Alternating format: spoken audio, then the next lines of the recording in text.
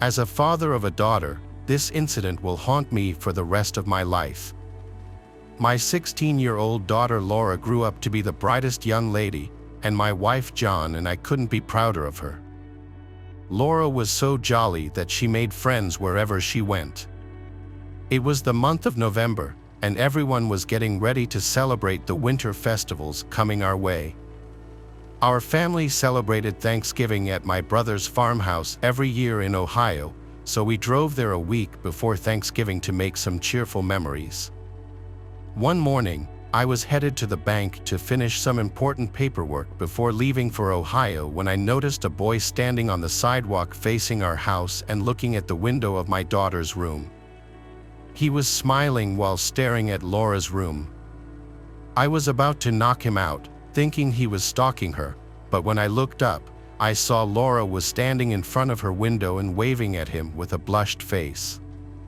I realized now that they knew each other, so it would be better to talk to Laura first before hurling on this boy.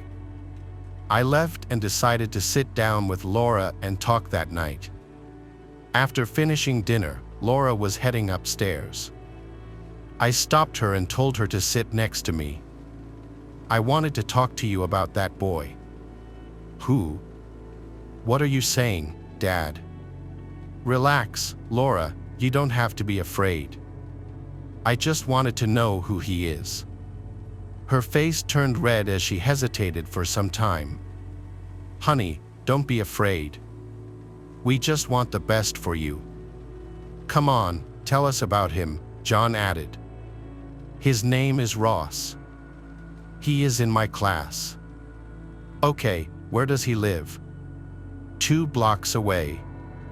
His dad is the local sheriff. Really? That's good. I know the sheriff. So how long have you guys been friends? We met at a science fair. He is a nice guy, Dad. We like each other. Okay, I don't have any issues, but we need to set some boundaries for your safety. No matter how much John mocked me for becoming a bit possessive about my daughter, it was natural. I set the common boundaries that any dad would to protect his teenage daughter in her growing years. Soon, I started to see Ross walking Laura home after school. I couldn't find anything wrong with him, and being the sheriff's son, I was a bit relieved, thinking maybe he is better than other high school boys. One day, I was coming home from work and on my way, I stopped at the local department store to buy some necessary things before leaving for Thanksgiving. There, I met the local sheriff, Mr. Daniel Truman. He was shopping for some groceries as well. I walked up to him and said, "Hello, Daniel." "Hey, how are you, Alex?"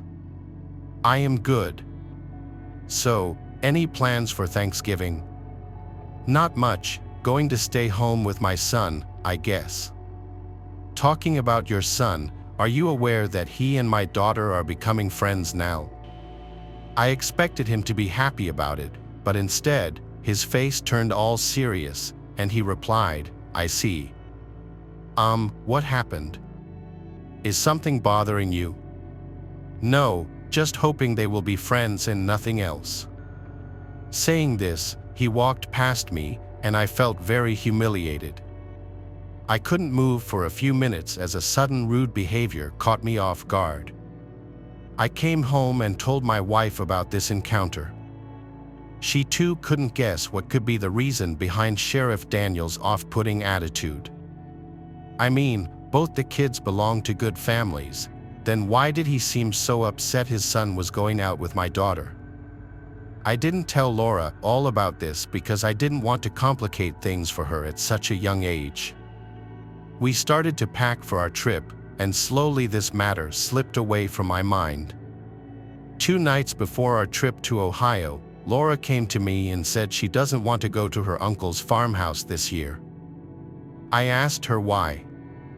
Laura remained silent, keeping her face down. I asked if she wished to spend Thanksgiving with Ross, and her face lit up immediately. I couldn't see my daughter sad, so I told her Ross could come with us if he wants to. Laura ran to call him, but I made sure his father agrees only then.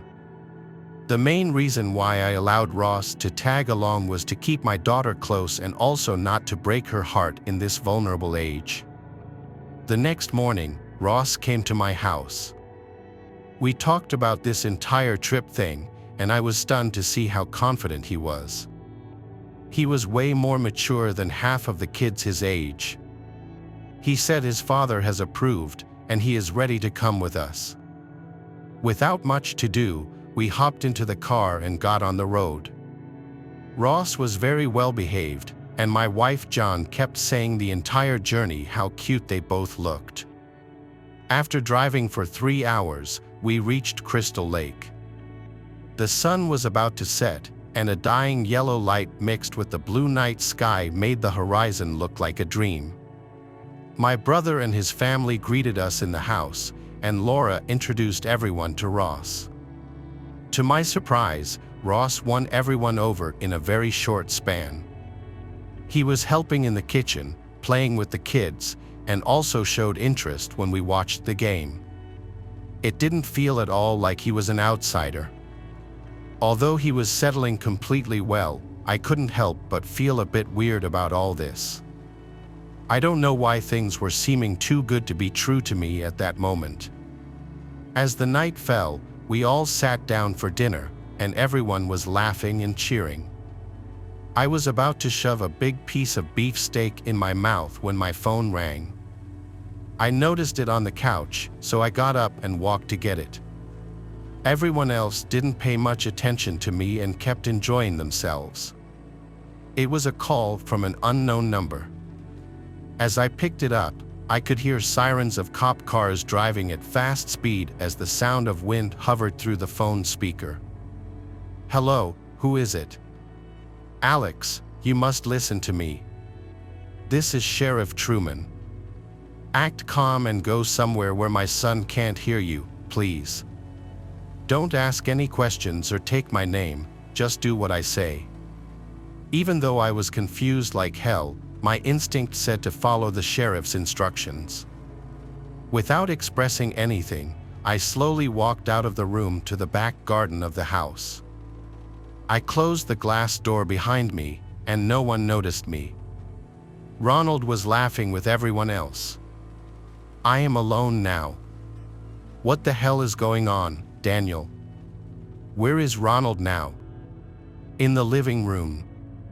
Eating dinner with my family. Will you please tell me what's going on here? Alex, my son is a deranged psychopath, and the only reason I wanted to keep him away from your daughter was to keep them both safe. I know I should have done something earlier, but as a father, I kept on burying the vicious crimes he did since he was 4 years old.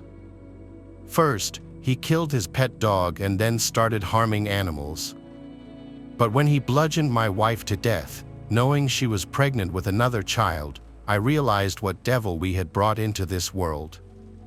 He can't share those whom he thinks as his close ones. I didn't permit him to travel with you guys, so he threatened me with a gun and tied me up in the basement. When I finally managed to set myself free, I noticed he was going with one of my guns.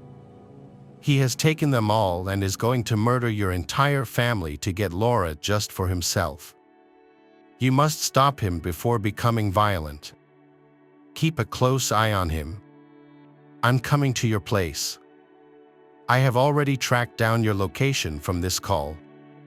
Just please don't make him mad, or he will snap out like a venomous snake." Saying all this in one go, the sheriff disconnected the call, and I turned around with fearful eyes to my loving family, who were now seen laughing with a deranged murderer that has come with a plan to finish them all. I uttered to myself that I must keep calm and protect my family. I got inside and went straight to Ronald's room.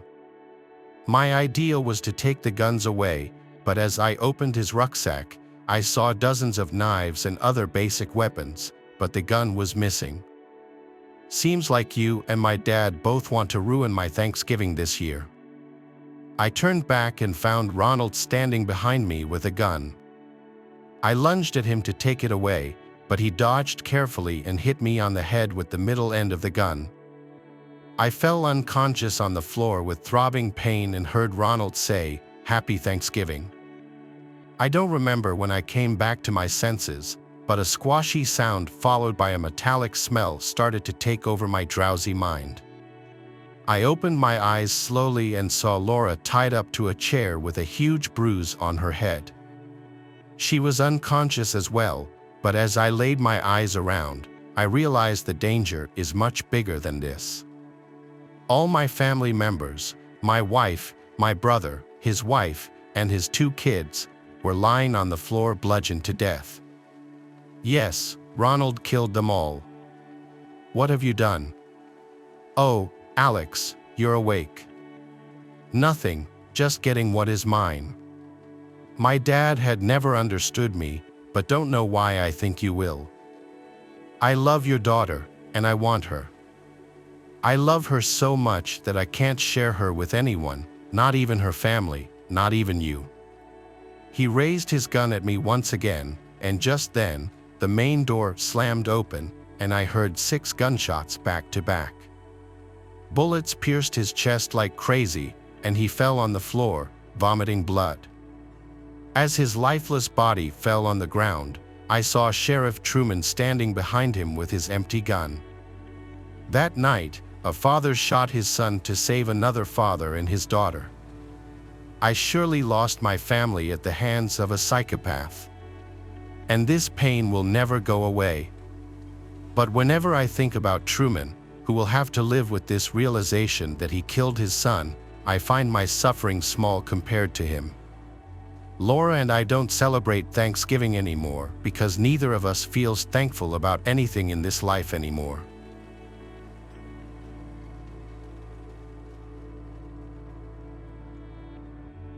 Thanksgiving night, I was over at my parents' house for dinner since they were hosting this year. I got to see some cousins and uncles I hadn't seen in almost a year. We had a typical Thanksgiving gathering for our family. My parents cooked a big meal as usual. Before dinner, though, I got a long essay of a text from some unknown number.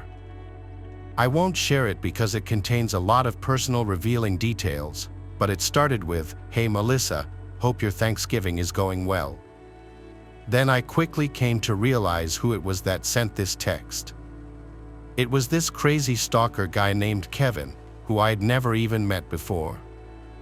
We matched on a dating app and texted and snapped for a while, but we never met.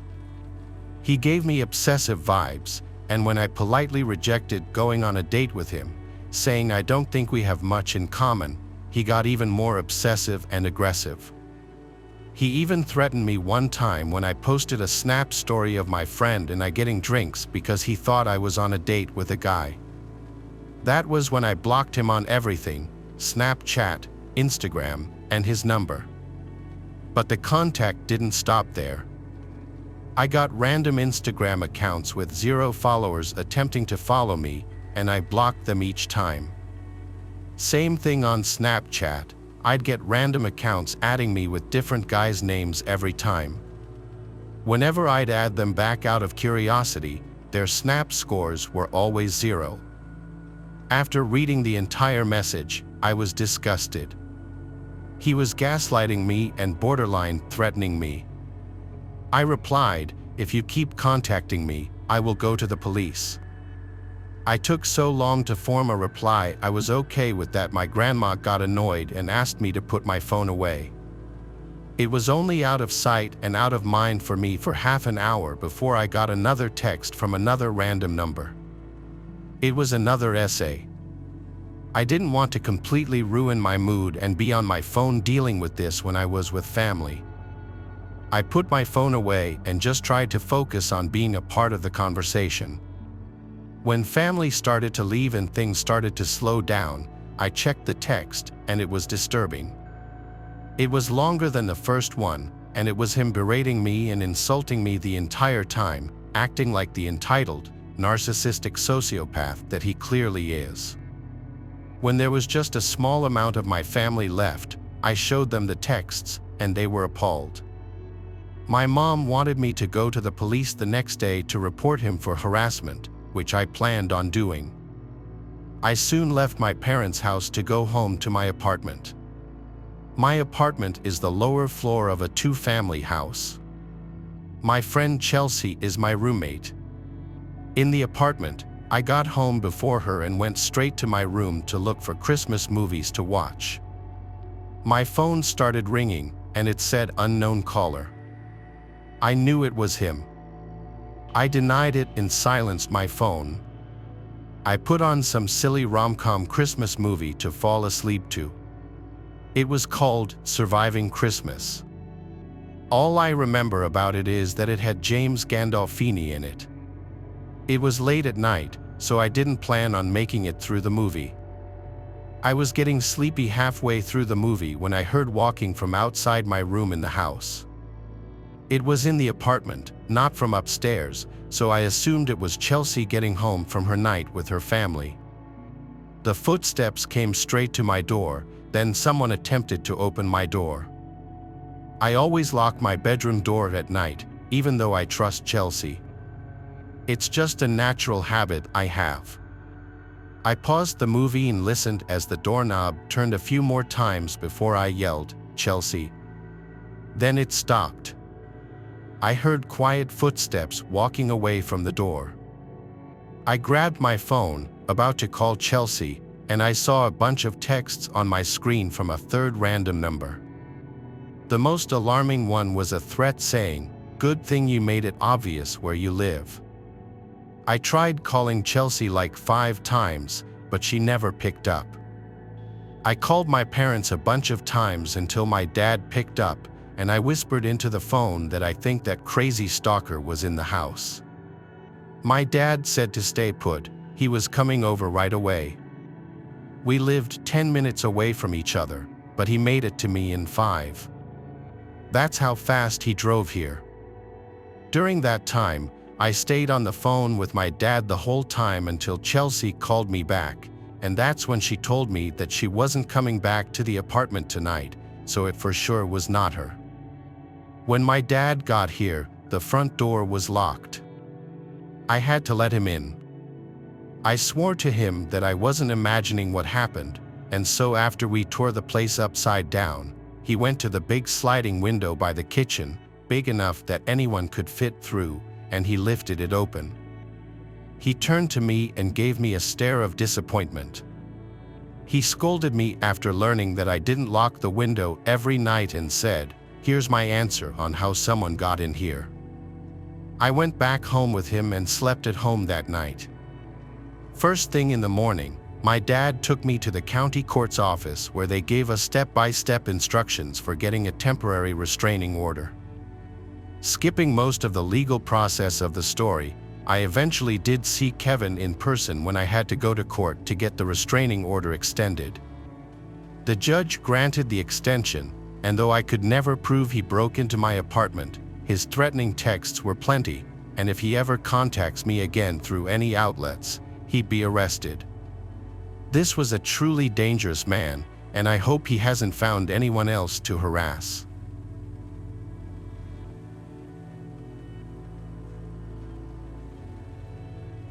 It was Black Friday 2013, and I decided to be one of those people who gets up at 3 a.m. to get some early deals. Home Depot was having crazy deals on artificial Christmas trees, so I wanted to get there early and buy one for my family. They opened their doors at 3 a.m. on the spot, 3 hours earlier than usual for Black Friday. Surprisingly, only me and one other guy were waiting to get in. I guess everyone else was at Best Buy or the mall. I found a nice 9-foot tall artificial Christmas tree, originally for $200, but at that moment half off for only $100. I asked one of the few employees working at that hour to help me carry the box to the checkout and then to my car. The parking lot was still surprisingly empty for Black Friday. I figured maybe I didn't have to come so early. I tipped the guy and got in my car, ready to leave, when someone knocked on my window. I lowered the window and saw some guy in his mid-20s, wearing a beanie, black and tall, leaning into my window asking if I had change. I opened the little compartment between the seats where I normally keep change, and it was actually empty. I didn't want to have to hand him a $10, so I said, "Nah, man, sorry." He looked disappointed, and I actually felt bad. He then asked me if I could give him a lift to the nearest gas station. I was a bit nervous about letting a stranger in my car, but guess what? I let him in. He did not thank me, which kind of hurt, I guess, because I'm a little sensitive. I asked him if he knew of any close-by gas stations. He just said, "Nah." A few seconds later, I asked him why he needed to go to a gas station, and I swear to God he didn't answer. It's not like he didn't hear me, he just flat out ignored me. I stopped looking at him at that point because I was feeling a bit uncomfortable. I kept driving down main and side roads, but there were no goddamn gas stations anywhere. I was trying not to look in his direction, but I could tell he was staring at me every turn I made, every stop sign I stopped at. He was staring at me. I was sweating now, this guy was freaking me out. I felt like at any moment he could just grab my throat and I'd be done for. At last, I could see a gas station just beyond a light, which had just turned red. Why did it have to turn red just now? I thought to myself. I could still feel his stare, even as I looked the other way. I finally decided to sum up the courage and looked at him. I felt his cold, emotionless stare run straight through my eyes into my soul. Are you okay?" I asked him. He ever so slightly nodded his head, almost not even noticeable. The light turned green, and I pulled into the gas station. He stepped out and stood by the sidewalk and watched me as I pulled away. When I got past the intersection, I laughed out of joy and the ridiculousness of the situation. But then I realized something. I patted myself down and then began to panic. I was missing something, my phone. I was only a few blocks away, so I made a U-turn and headed back to the gas station. He was already gone. I drove home and confirmed that my phone was missing. I knew I had left it in the cup holder of my car. My phone had all of my info on it. I contemplated calling the police, but I didn't. I couldn't even sleep that night in fear of some freak stranger having my address. The next night, after getting home from our 2-day delayed Thanksgiving dinner, I found my front door was open and my entire house was trashed. I called the police with my neighbor's phone. They didn't find him in there, but they found his prints everywhere. The only thing, the prints did not match anyone on record.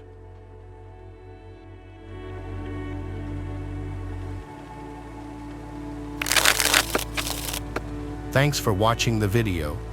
Subscribe to the channel and turn on notifications to watch the latest videos.